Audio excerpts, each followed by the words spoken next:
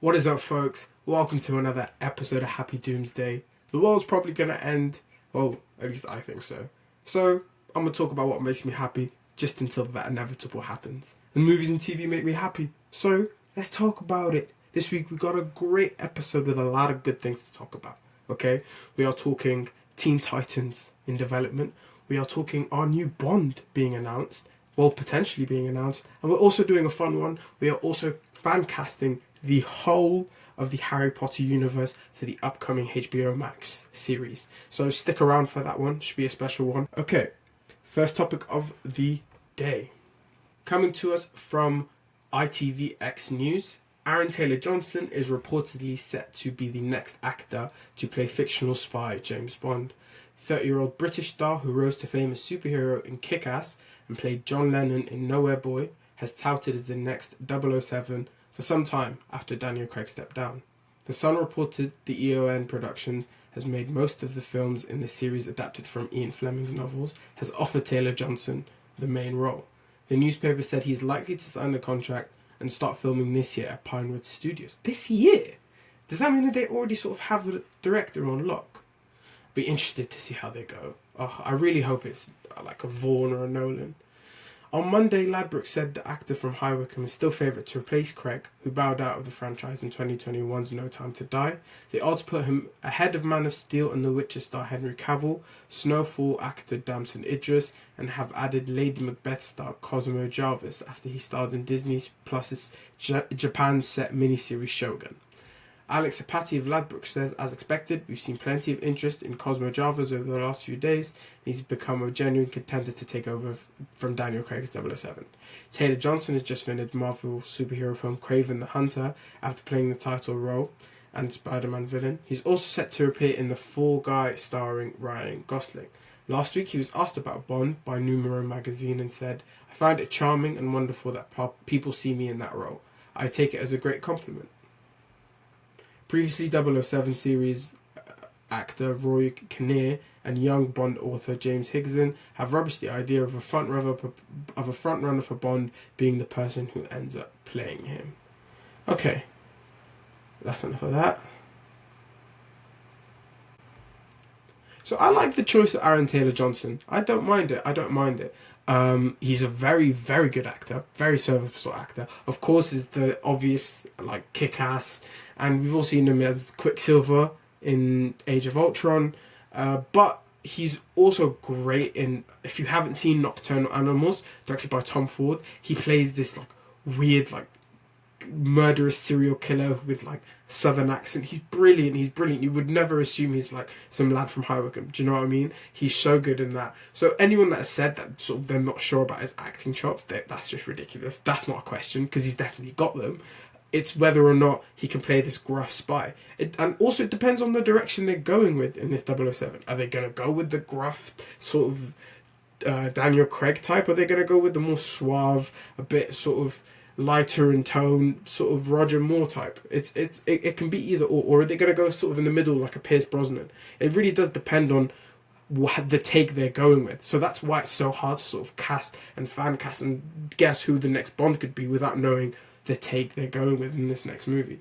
So like, but he's definitely got the whole like rough Londoner spy thing down, because if you haven't seen Bullet Train, he's the best part of that movie, definitely by far. Him and Paperboy from Atlanta by Brian Tyree Henry are so good in that, and they're so good together, and he's fabulous in that movie. So if he becomes our next Bond, I'm not going to be mad at that. I would not be mad at that. He would not be my first choice, even though, like I said, it's hard to sort of give a choice when you don't know the sort of take they're going with. But I was so down to see an actor that's not white play James Bond. Come for me, white boys. I'm ready for it. But I wanted a Damson Idris. I would have loved a Dev Patel. I would have loved, obviously, I think Idris Elba's a bit too old now, but like a Henry Golding. I think there are so many dope choices from a person of colour that could have been really great, and it could have been it could have taken the Bond, I'm not saying into a new step, because at the end of the day, the color of the skin of the actor playing it is not going to change. Is not going to change the quality of the movie. It's not going to change the take and where they go with it. But it would still be nice to see, just because we've had Bond since how long? For like 70, 60, 80 years, however long people have been watching Bond. So let's change it up a little bit. Like, there are more than just like white people that are living in the UK. Point proven. And there are also, and even if we want to say, oh, but no, Shadi, he's supposed to be Scottish. Well, there are black people in Scotland. Come on. Maybe not DNA-wise, but there are black people in Scotland. And that's not that integral of a, like, point for James Bond's character. Like, he doesn't have to, he's not running around in a kilt. So it's not that integral to who he is. So that's why a Dev Patel, that's why a Henry Golding, a Damson Idris could have still done it. But don't get me wrong, I'm still for this Aaron Taylor Johnson shout. I still think he could definitely do a good job doing it. So I'd be intrigued to see where it takes us. Here's the thing.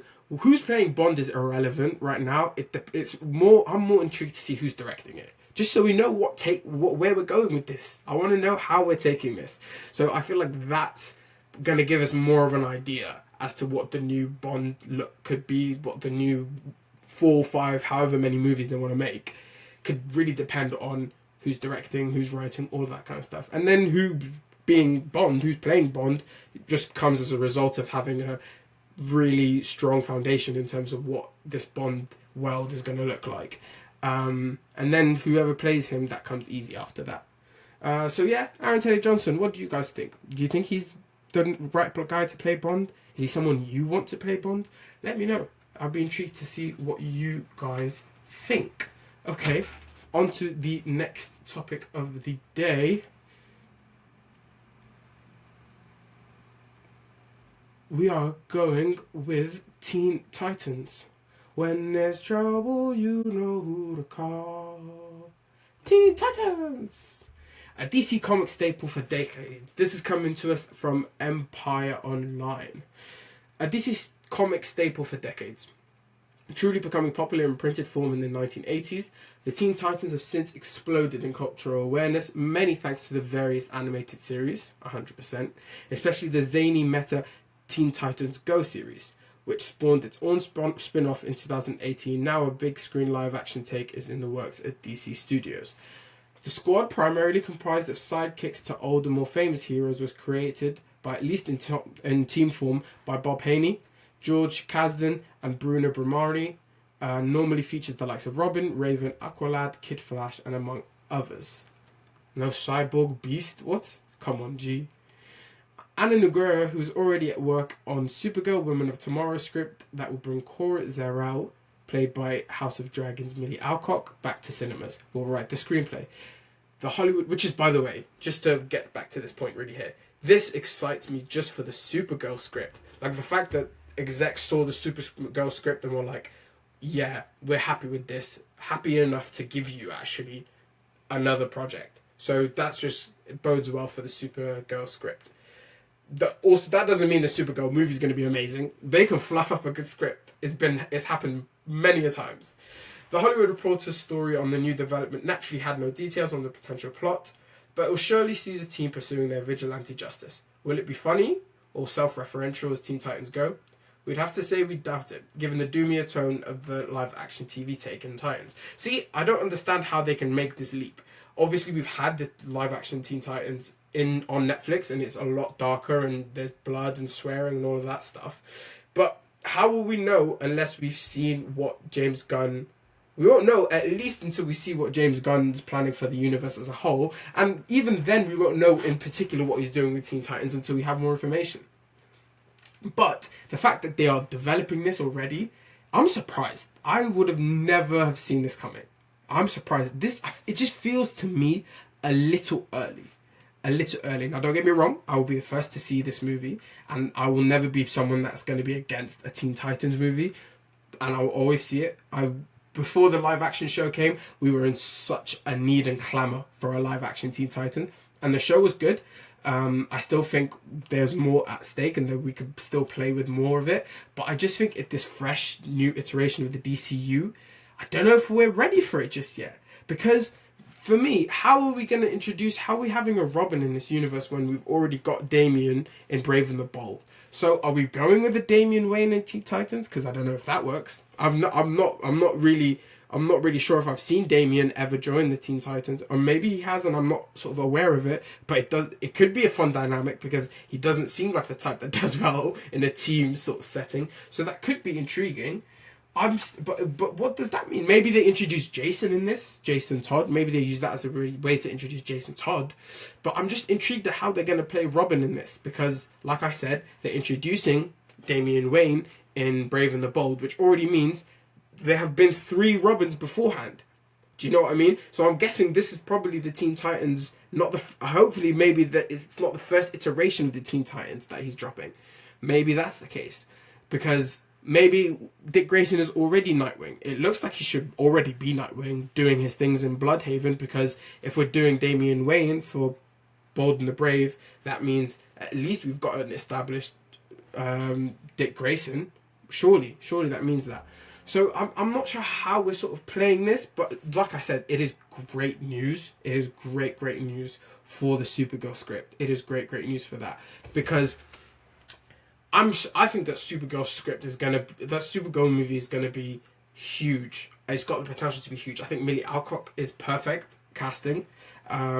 I think she's going to be introduced in that new Superman movie in James Gunn's Superman. So hopefully it just gives us that little step to her solo film, and that solo film that's going to be sort of like her being like stranded on this planet with just her and a dog. Oh, I'm so gassed for that. But that could be so fun. So to know that they are also confident in the script and that they're giving her more projects bodes well, and it's better news. That's better news for me than we're getting the Teen Titans movie. I don't know, because I loved the Teen Titans growing up. I loved the Teen Titans animated show growing up. It was amazing. It's a staple in a lot of people's childhood. And it's great that sort of the generation behind us and behind me have got Teen Titans Go. So it's still in the ether, and a Teen Titans live action movie 100% can work, 100% can work, and 100% has the market for it. My only issue is whether or not this is the right time to do it in James Gunn's universe, and that's an answer only James Gunn can answer, or Peter Safdie, or whoever, or like the Supergirl screenwriter. These aren't answers I have for you today, but I have utmost respect, utmost faith in James Gunn, and that he's going to deliver a cohesive universe. So even though that I don't see how a Teen Titans can work so early on in a universe like this, I'd be down for it. Not because it's too early in the universe, but it's because the universe is already existed. He's confirmed that it's been active. Things have already been happening. We've already got a Justice Society in America in this universe. Clark's already got his powers. Like we're in deep in Superman, so that only means we're probably in deep into the DCU and Teen Titans, unless it's going to be a prequel, which I very much doubt we're going to get a prequel. But unless we are getting a prequel, which could work, and we're introducing a younger Dick Grayson, we're introducing a younger Raven, a younger Cyborg, a younger Beast, a younger Stargirl, and we're introducing them at their origin in the sort of formation of the Teen Titans. Maybe that can work at this sort of stage at the universe, but I don't understand how we can have an established Teen Titans and them still be teenagers and have already Damian kicking about. I don't know if the math is not mathing for me. Do you know what I mean? So there has to be, so like Wally's probably a lot older in this universe. Because that's the point I'm trying to make. Wally, Dick, all of these guys are probably a lot older in this universe because Damian's already Robin. This is what I'm basing it off. I'm basing it purely based off James Gunn stating that Damian is going to be the Robin in Brave and the Bold. It's about Batman and Damian Wayne's father-son relationship. So if that's what has been said and that's what we're dealing with, then how are we going to have a Teen Titans movie in this universe unless it's a prequel, which I don't know if they're going to do, but they could do. Unless it's a prequel, or we're going to go with a lineup that we might not be familiar with, guys. We might not be. We might get, I don't know if we're going to do Jason Todd. maybe it's a way to introduce Jason Todd. I don't think we're gonna have a 23-year-old, 25-year-old Dick Grayson. So I don't know.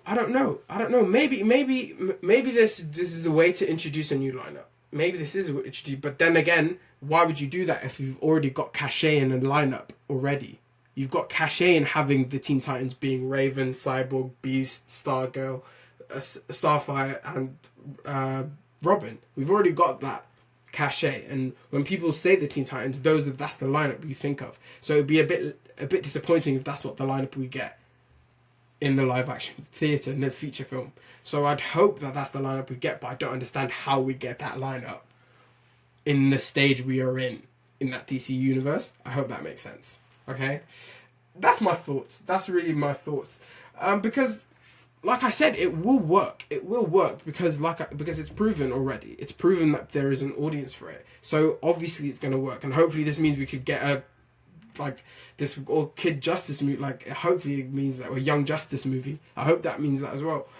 But I just don't understand how the timeline of it all works just yet. And hopefully that comes clear in the future. I probably will be an easy fix, but I just don't see it now. Okay, we are moving on. And ladies and gentlemen, we are doing a fun one right now. I'm really excited for this. We are going to cast the whole Harry Potter HBO Max series coming to us in 2026. So I'm going to do the impossible. Ladies and gentlemen, I'm about to do the impossible. Not only am I about to give you an actor that could probably replace Alan Rickman, that can probably replace Michael Gambon. I honestly have given you actors that are tangible, so that I'm not just saying, let's get Leonardo DiCaprio to play Dobby. No, we're doing tangible actors that could probably do this in this stage of their career. We are also going to go... We are sticking to the British actors only. British and Irish actors only. We are sticking to that rule just because that's what's been established already.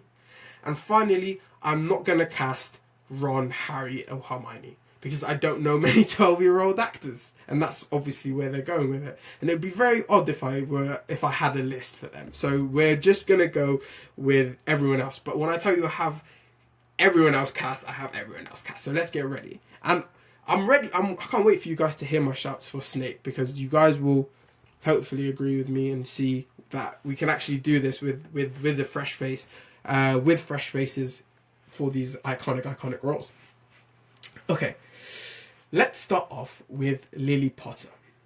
Okay, we're going to start off with the people that kick off this whole universe, Lily and James Potter. If it wasn't for Lily and James Potter banging it out in Godric's Hollow, we would not have young Harry Potter. And the death of them causes the whole chain of events to occur. The chain of events is the Harry Potter universe. Yes, a 25-year-old man can love the Harry Potter universe, talking about it in his loft. Okay, Maria Magoulis. I understand she's not a fan of people being fanatic over stuff like that, but it's gonna happen, and I power to the people that are happy. Don't let nobody take you or stray you away from things that make you happy, especially not people that were involved in it. Life is too annoying and long and too hard for you not to enjoy what you already enjoy, and don't let people make you feel crap about it, okay? Especially some Miriam Mag. And I like Miriam Magoulis, she's hilarious, I love her whenever she's on the Graham Norton show, but miss me with that. Okay, sorry, we're getting back to this fan cast. Okay, so Lily Potter, we are gonna go with Georgina Henley. Now, Georgina Henley, if you don't know her name, you've probably seen her in Narnia. She's also done Sweeney Todd. She's also in Sam Jane Eyre. So she's been about since she was a child. I think she's at that right age range for James and Lily. Because I really want to emphasize on the fact that these guys were so young when they died. They were only 21 when Voldemort killed them.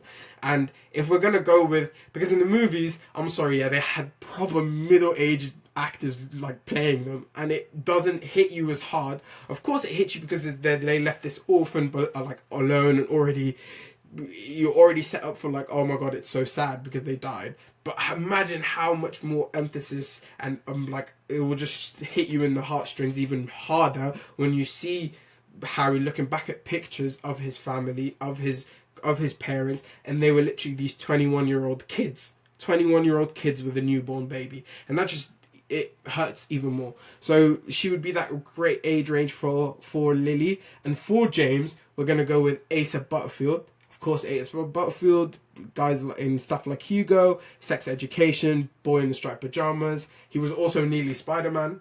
I big up the people who remember that era where we were discussing who's going to play MCU Spider-Man. We all thought it was going to be Asa. Even Asa thought it was going to be Asa, apparently, but it wasn't. But I still think he would be great as James. Like I said, he's in that age range where if he does get murdered, you're like, oh, he's so young though. He's still got that fresh-faced look. And he does look like a nerdy sort of, he could play that like on the surface, oh, this dude looks like a bit of a nerd. That's what James was to me, but in reality he was a dickhead, bit of a bully. Let's be real, we all loved James and who he grew up into becoming, but James was a dickhead at school.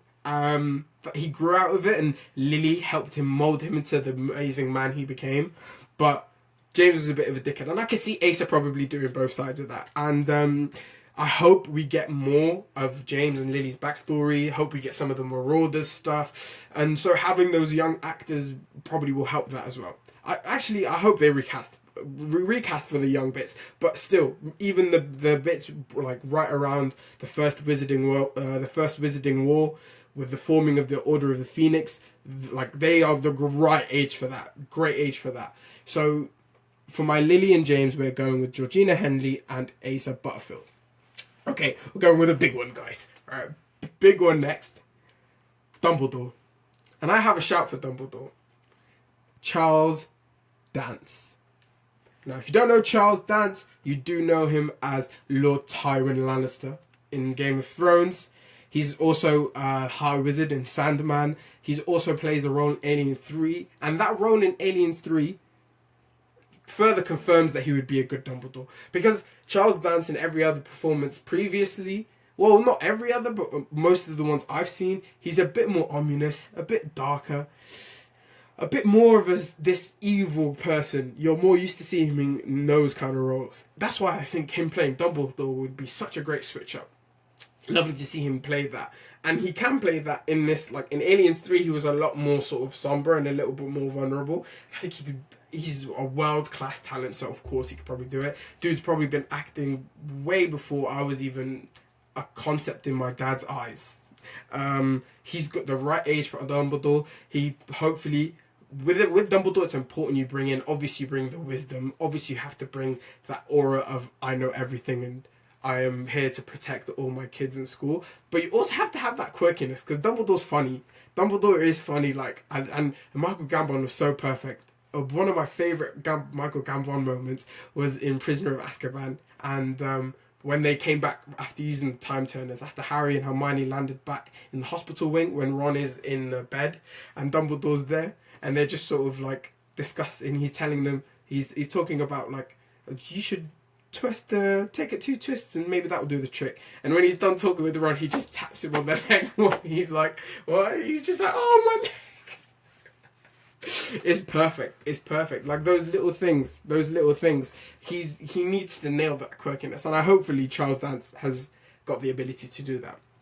Okay. Next is Minerva McGonagall, the Transfiguration professor in Hogwarts. We're going to go with Miss Charlotte Rampling. Now, Charlotte Rampling, in everything you've seen her in, whether it's her being in Dune, whether it's her in Broadchurch, you just be like, oh yes, she's a regal woman. She's a woman that don't take no shit. And that's what McGonagall needs to be, a woman that don't take no shit. And I think she'd be perfect as that. She's very stoic, but then hopefully we get those like little breaks of levity that come with McGonagall, and she does it in her own way. It'd be weird if she's busting jokes, but it's also imperative that we have those like, take Mr. Weasley with you. He looks like he's having far too much fun over there. Like we need those moments. Do you know what I mean? We need the moments where she's like, Periverto, have always wanted to use that spell. Like we need those moments from McGonagall. So I think seeing somebody as stoic and as straight-faced as Charlotte Rampling that can lend itself to that side of McGonagall, but hopefully can lend itself to the other side. And obviously all blanketed in this sort of like maternal figure, because she really is that for everybody, not only just for Gryffindor and being the head of Gryffindor, being the head teacher for Gryffindor, but just sort of for all students. Okay, Tom Riddle. This is a fun one. Tom Riddle. Hear me out. For Tom Riddle, I'm thinking Tom Hiddleston. Yes, Mr. Loki himself.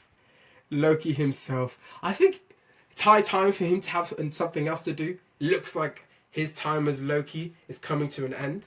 I think it's time for him to maybe do something little different from Loki. Obviously, Loki is that amazing villain we get, but I think playing Voldemort could be a turn that we haven't seen coming from him. He's into the whole... I think he's into that sort of dark, gothic sci-fi realm with him being such a big Guillermo del Toro head. So I think he can lend himself to this kind of fantasy world. I really hope we get someone as sort of elevated in his star level when it comes to Voldemort, because when he comes in that 4th season, I'm guessing it'll be the 4th season. When he comes in that 4th season, it's a huge wallop. And I think Tom Hiddleston would be perfect for Tom Riddle. I think he'd be perfect. Okay, guys. Snape. Hold on to your willy butts. Because I think I might have found our new Snape, ladies and gentlemen. And if he ends up being Snape, yeah, I want money.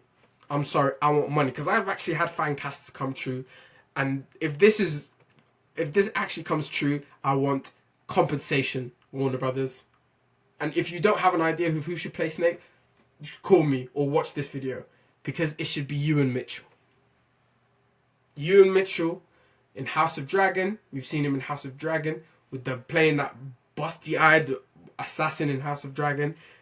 So he's got that side to him. He's also got the weird incel nerdy side to him, which also makes up part of Snape. Because let's be honest, yeah, Snape is an incel. He's sitting in his freaking room playing with his potion set all day, just looking outside, staring at the ginger chick outside, being like, oh, look at that ginger chick, she's fit, I probably should move to her. And he takes him forever to move to her, and she ends up being killed by the guy who he followed because he was this incel. So Ewan Mitchell in Saltburn works. So just mesh those two. I think if you mesh his Game of Thrones performance and Saltburn, and then a little twinkle of Alan Rickman inspiration, and then you have our new Snape, ladies and gentlemen. He's at the right age range where he's Snape, where everyone... I don't know, I love the movies. The movies are wonderful. Every performance in those movies were wonderful. But for some reason, they aged up a lot of people. And I see why probably they did that. They want to probably exert a certain level of authority as teachers. So they had to be a little older. Or they also really wanted to go sort of high caliber actors with the movies. And thank God they did, because we've got Gary Oldman, Alan Rickman, Michael Thewlis, Dave Thewlis, in Harry Potter movies. So thank God they did it, but for some reason they did age them up. So this is age appropriate. Ewan Mitchell was age appropriate for what Snape was in the books, and it also means we just get to progress with him. We get to progress with him till the end. Spoiler alert. But yes, Ewan Mitchell for Snape. Please let me know what you guys think of that one, because that is it's a controversial one, because a lot of people when they announced that they're doing this series, is like, who's gonna play Snape? No, Alan Rickman. How could they do this to Alan Rickman? Yeah, you lot want a Cursed Child movie? You do realise what they do to Snape in the Cursed Child, right? Well, we're not talking about the Cursed Child. But Ewan Mitchell for Snape. Okay, coming up next. Another controversial one, because we like controversy out here. We're going to do Sirius Black. And you know what I'm going to do to Sirius Black? For all you fanboys and crazy rage kings who get mad when I race bait or race switch people, well, get mad. Because for Sirius Black, we're going with a black man. Kingsley Benedict as Sirius Black. This is what's important for Sirius. He needs to be handsome, good looking. He needs to be charming. He needs to have that aura, that aura of paternal figure to Harry. And he needs to be tragic and broken. Kingsley's got all of those on lock. If you haven't seen Kingsley in One Love, playing Bob Marley. He nails that. The guy had to bloody learn patois, which is harder than learning most languages. He was great in Secret Invasion. He was Jock Ken in Barbie. But if you really want to see him act, you need to check him out in One Night in Miami as Malcolm X. Boy, when like some South London boy can make you believe that he can play Bob Marley, Barack Obama, Malcolm X, literally the trinity of mixed race lads, the trinity of mixed race icons, then he's got chops. And him as Sirius Black would just be perfect. Oh, he'd be perfect as Sirius Black. Be perfect. So yeah, Kingsley Ben-Adir is Sirius. Now, obviously, he's a little older than Asa, but that just makes sense because you got them 12 years in Azkaban. And then when we bring it back, we can shave up his beard and we can trim him up and make him look a little younger for those Order of the Phoenix. Because hopefully we're getting some scenes with the formation of the first Order of the Phoenix at the first Wizarding World. That's what I'm hoping for. So I think he can nail that as well. And then when we go back further to do Marauders, we can just recast. So Kingsley Ben-Adir for Sirius Black. Lupin. Let's just knock out all the Marauders, why don't we? Lupin is Jamie Bell. Now Jamie Bell has been unlucky, okay? Because if you think Jamie Bell, you think, the brother that played the Thing in Fantastic Four. Yes, that guy. But he's a brilliant actor. If you haven't seen him in Filth, you need to see him in Filth. He's wonderful and like holds up against one of the greatest British actors we have today, James McAvoy, and he holds his own. So he'd be great as Lupin. Lupin needs to be wise. Lupin needs to be sincere. Lupin needs to be caring. But at the same time, he's got to play that tortured, I'm secluded, never accepted wherever he goes. He needs to be able to do that, and he'd nail it. Peter Pettigrew. Alfie Allen. I think Alfie Allen would be a great Peter Pettigrew. Obviously, he is Reek, or in Game of Thrones, Theon Greyjoy. He also got roles in like Jojo Rabbit and John Wick, but I think Alfie Allen would nail it as Peter Pettigrew. He's even got the squirmy little like look. He's got experience being some Dark Overlord's little squirmy servant. So let's just slot him right into Peter Pettigrew. He fits right in. Hagrid. Now with Hagrid, I've got two choices because I really couldn't nail it down because I feel like each of these guys could play a different version of Hagrid and I would love both versions equally. Now first we're going to go with Michael Sheen. I think Michael Sheen would be immense as Hagrid. He would be immense as Hagrid. The jolly big man that is like everyone loves and wants to take a hug with, but he's got a mad amount of creatures that you probably shouldn't mess with. I could see him nailing Hagrid so well. I could see him nailing that. He's Welsh as well, so he's got that kind energy, and that just exudes in Hagrid. Another person I think could play Hagrid is Nick Frost. Now, Nick Frost I think would probably take a little crazier of an approach to Hagrid. He might be a little Hagrid got a little loose strings in the back of his head, but I think he would still do the main things we need from a Hagrid, and I think he would do that flawlessly. So yes, those are my two options for Hagrid, Michael Sheen and Nick Frost. Let me know if either of you got sort of preferences between the two. I couldn't split them. I really couldn't split them, and I wanted to give them both out. So those are my two choices. For the Defense Against the Dark Arts teacher in the second book, or the second series, or the second movie, Gilderoy Lockhart, we're going to go with Ewan McGregor. I think that'd be great. He would have the time to just do the one season, because he's only in the second season. He would nail the sort of stupid airhead like celebrity in that world. It's something we probably haven't seen too much of from him. Kenneth Branagh was amazing. Even though we nearly got Hugh Grant as Gilderoy Lockhart, if you don't know. I think there were scheduling issues or whatnot, but Kenneth Branagh was amazing in that, and I think Ewan McGregor would do such a smashing job. Lucius Malfoy, we're going to go with Tom Sturridge. Now, if you don't know Tom Sturridge, he's a Tony winner, things like Orphan's Seawall or Alive, just brilliant performer. He's also been recently Sandman in the Neil Gaiman Netflix adaptation, and he's brilliant in that. The guy's been about for years. He's that sort of those. He's part of the class of British actors that all used to live together and bum pizza together. So like the Andrew Garfield, the Charlie Cox, Robert Pattinson, those lads, Eddie Redmayne. So he's that sort of class.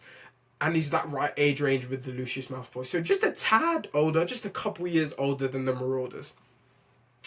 And then for Narcissa Malfoy, we're going to go with Lucy Boynton. If you don't know Lucy Boynton, she was in Bohemian Rhapsody, but she's also brilliant in Sing Street. If you haven't seen Sing Street, it's a lovely little movie. You need to check that one out. But she's brilliant in that, and I think she would kill as Narcissa Malfoy. Bellatrix Lestrange, one of my favourite characters in Harry Potter. I actually have Bellatrix wand. I have 2 Harry Potter wands at my big tender age. I have Bellatrix and I have Sirius. Let me know if you guys want to see like my toys and comics and all of that kind of stuff and collectibles. I could do a video on that. I can do a whole video by itself just on those, and I think it'd be like a really cool video to do. But Bellatrix, back to the topic. Bellatrix, I've got a little outside one. Someone we maybe not have seen go this sadistic as probably what Bellatrix deserves. But I would love Daisy Ridley to try something like that. We've already heard her say she's a huge Harry Potter fan and she's probably interested in doing this. She's not probably gotten the most amount of roles post Star Wars that she might have deserved. She was in the Kenneth Branagh Agatha Christie adaptation. I forgot which one. I think it was Murder on the Orient Express. So she's got the time to do something like this, and I think this would be such a fun role for her and such a fun role for us to see her do something like this. She's a brilliant actress. She's not just Rey. I love her as Rey. I can't wait. I wouldn't say I can't wait, but I'm intrigued to see what we get from this Rey Solo movie. But I think Bellatrix is perfect for her because it's a new introduction to who Daisy Ridley is and who she can be as an actress. She's terrific. If you've not seen her, even just check her audition tape out for Rey. There's a reason why they cast an unknown for Rey. I mean, there's obviously been a long history with casting unknowns for Star Wars actors, but she floored people in that audition, and she's just like bringing out real tears as she was getting force tortured, and it was brilliant. And I just think she's got the range to do a bunch of characters, and I think Bellatrix is just a notch in one of the belts she'll acclaim over her years as an actress. So I think she would be brilliant. Okay, moving on. Cornelius Fudge, the Minister of Magic. We're going with Hugh Bonneville. Things like Monument Men and Downton Abbey. I think he just looks like Cornelius Fudge. I think he would nail that sort of bit of a dickhead aristocrat, sort of elitist, and he's done that in Downton Abbey, and I think it's easily transferable to Harry Potter. We're going with Peeves the Ghost. Finally, we're going to see him. We're definitely going to see him. He's not going to get cut out like in the movies. And for that, I think Simon Pegg would be brilliant. Simon Pegg, you don't need to do much. He just needs to hop in a soundstage at some point. Or even if he's on set, he won't be on set for too long. Just give him that. He would be brilliant in that. And if we're already going to have Nick Frost in there, might as well throw Simon Pegg in there. Rita Skeeter, we're going to go with Juno Temple. Now, Juno Temple, ladies and gentlemen, is one of my favourite actresses working today. Not just Ted Lasso, who she's amazing in, but if you not just The Offer, which she's also incredible in. If you haven't seen The Offer, it's about the making of the first Godfather movie and all the stuff they had to go through and to make that happen. But she is outstanding in the new season of Fargo. She carries that. I mean, John Hamm is great. Joe Keery is great in that as well. But she is the heart and soul of that whole season. A season that's been probably its best season since maybe season 2. She is a star. She's ridiculous. I wish she could have had something a bit more significant, but don't get me wrong, Rita's a great character. She pops up consistently throughout the show. She'll be in and out, and I think she'll be a breath of fresh air. She'll be a breath of fresh air, and Rita's such a fun character to sort of cut the tension of what the dramatic unfolds that are going to happen. She's a great way to cut that tension, and I think seeing Juno Temple in and out will be fun as hell. So I would love to see that. Next up, we are going with Mad-Eye Moody. Mad-Eye's dead. Mr. Mad-Eye Moody. Let's do Sean Bean, why don't we? Sean Bean. Now, every single role Sean Bean is in, whether it's Game of Thrones, whether it's in Lord of the Rings, whether it's Percy Jackson, actually maybe not Percy Jackson, but whether he always dies. I don't know what it is. He always ends up dying, and I'm sorry, Sean, you're probably going to end up dying as well. Well, you are going to end up dying, but you're going to have a nice run until you get there, and I think he'd be amazing as Mad Eye. It would be hard shoes to fill, because Domhnall Gleeson was amazing, but Sean Bean could probably do it. He'd probably do a good job. Probably could do a good job. Next up, we're going to go with Dobby, the house elf. The house elf that does it all, ladies and gentlemen. He cares for his friends. He makes us feel and emote. And comes to a tragic ending, but a tragic ending that is warranted because he helps his friends survive. And who better to be this endearing friend than James Acaster? I think he'd nail Dobby. He has the voice for it. I think even if you do mocap, the nigga's nose just suits Dobby. I think it works. I just think it works. So James Acaster for Dobby. Finally, we're going to cast Arthur and Molly Weasley. So for Molly Weasley, we've got Olivia Colman. The fact that Olivia Colman isn't even in the first movies is a bit weird. I think maybe it was just a bit too early before her like her joining that class of elite British actors. But now it's come right in time for her to join the cast. She'd be amazing as Molly Weasley. I just want Olivia Colman to give me a hug, and I think that's what you need from a Molly Weasley. Someone just that can give you a hug, but someone that can defend her baby cubs. And I think Olivia Colman would be brilliant. Just give her some orange hair dye. Make her ginger. It's alright. She could do it. A lot of the Weasleys weren't really ginger. Well, actually, I don't know. Julie Walters wasn't ginger, so you could do that. And then for Arthur Weasley, we're doing Martin Freeman. I just think he's got that Arthur sort of always like the hand-me-down robes, and yeah, I think he's got that essence. I don't know if it's because I'm used to seeing dirt on his face playing Bilbo, but I just see an Arthur in him. I don't know why. And I think he would be great with Olivia Colman by his side. So that is my Harry Potter fan cast. It was a nice one to do. It was a nice one to pull names for. I really enjoyed doing it. And if you guys enjoyed watching it, let me know what else you would like me to fan cast, because I enjoyed doing stuff like that. I really do.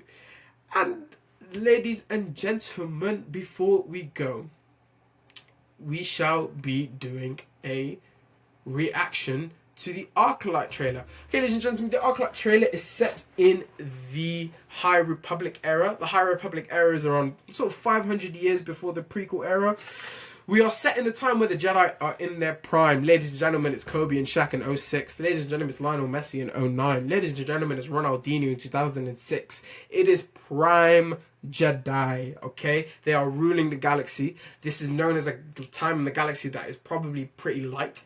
There's not a lot going on in terms of maybe the biggest infringement to like prosperity in the galaxy is probably bounty hunters and spice travel and plagiarism and just sort of low level crime like that. Less so the Sith and the rise of the Sith and two Siths at the time. So we're probably going with a time where it's away from everything we know, which is exactly what we need. It is exactly what we need. We've heard that we've got writers in the writer's room that are not watching Star Wars. Now, the main showrunner from Russian Doll, who pitched the show, she's a Star Wars head, but she's also got showrunners in there, writers that aren't sort of Star Wars heads, and that's perfect. That's exactly what we need, especially in the space where Dune is killing Star Wars. And not box office wise, because we haven't had a Star Wars movie in those theaters for a while, but I just think in terms of quality and sort of nailing what an audience needs right now, I think Dune is doing that. I think it's filling that space that sort of Star Wars has voided, that a good Star Wars movie has left a void in us, and I think Dune is fulfilling that void. Sorry, I had to, but yeah, I think Dune is fulfilling it, giving us complex, interesting, like, story with great depth in their characters.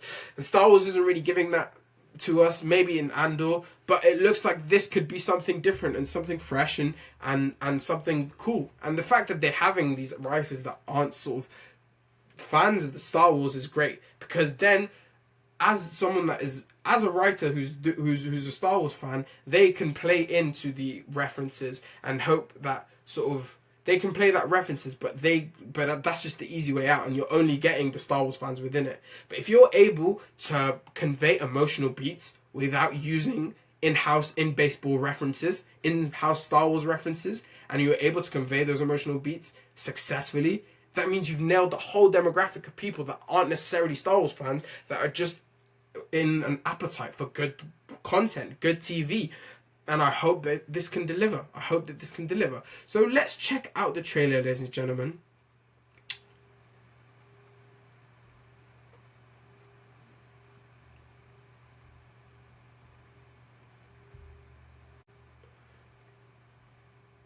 Okay. Close your eyes. Your eyes Jedi Temple. can deceive you. A bunch of little youngling Jedis. Lucky you, man. Anakin. We must not trust them. Even before Anakin, lucky you. Tell me what comes into your mind. Oh, okay, so we got the brother from Squid Game. Playing a Jedi. Life, Cantina. balance. I see fire.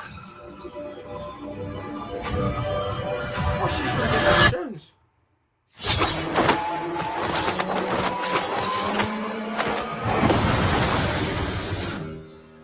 Ooh, see, I miss this sort of hand-to-hand combat in Star Wars. We're Someone's killing Jedi.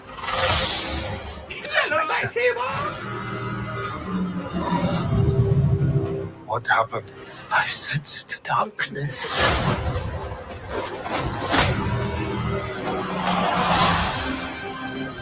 In the Age of Light, see, we're at a point where we're at a very happy. This isn't about good or bad. Which means potentially, guys, are we This gonna is see about Darth power. Vader in this? And who is allowed to use it? Fucking hope so. What is that?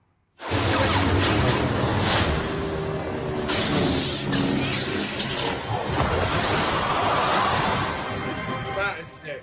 That was a sick shot. That looks good, man. That looks good. It looks good. It looks fresh enough. It looks fresh enough. Not like it didn't look like the sort of Book of Boba Fett, the look of like the Mandalorian, that sort of spaghetti western look that's kind of getting a bit boring. We're in this new phase, and it looks fresh enough, and I hope to death it is. I hope to death it is. Okay, guys, that's the episode done. It's a little short one today, not the biggest episode, but I really hope you enjoyed it. I hope you come back to see us next week where we get to do the same thing again. If you enjoyed it at all, please leave a like. Comment on anything you disagree with, anything you want to talk about, let me know. If you have video ideas, let me know. I'd love to do that. And please, if you haven't already, please hit that subscribe button. We are getting...